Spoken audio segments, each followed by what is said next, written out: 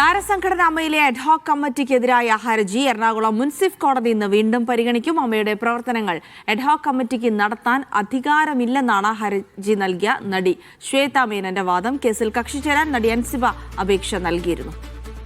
മുഹമ്മദ് സ്വാലി വിവരങ്ങൾ നൽകും. സ്വാലി, ഇന്ന് എന്തൊക്കെയാണ് കോടതിയുടെ നടപടിക്രമങ്ങൾ? ജിൽസി, ഇന്ന് വീണ്ടും ഈ ഹർജി പരിഗണിക്കുകയാണ്. നമുക്കറിയാം, കഴിഞ്ഞ ദിവസങ്ങളിലെല്ലാം അമ്മയിൽ വലിയ തോതിലുള്ള തർക്കങ്ങളാണ് നടന്നിരുന്നത്. ഈ തർക്കത്തിന്റെ ബാക്കി പത്രമാണ് ഇപ്പോൾ അമ്മ എന്ന സംഘടന തന്നെ കോടതിയിൽ കയറുന്ന സ്ഥിതിയുണ്ടായത്.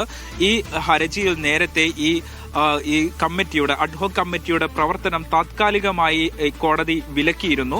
തുടർ നടപടികൾ കോടതി എന്ത് കൈക്കൊള്ളും എന്നതാണ് ഇന്ന് നിർണായകമായിട്ടുള്ളത്. കഴിഞ്ഞ ദിവസങ്ങളിൽ നടന്ന ഈ വലിയ പടലപ്പിണക്കങ്ങൾക്ക് പിന്നാലെയാണ് ഈ ജനറൽ ബോഡിയിൽ ഇങ്ങനെയൊരു അഡ്ഹോക് കമ്മിറ്റി നിലവിൽ വന്നത്.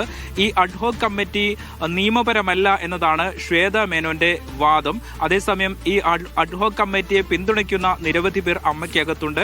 അഡ്ഹോക് കമ്മിറ്റിയെ എതിർക്കുന്ന നിരവധി പേരും അമ്മയ്ക്കകത്തുണ്ട്. ഇപ്പോൾ നടി അൻസിബ ഉൾപ്പെടെ ഈ കേസിൽ കക്ഷി ചേരണം എന്ന ആവശ്യവുമായി കോടതിയെ സമീപിച്ചിട്ടുമുണ്ട്.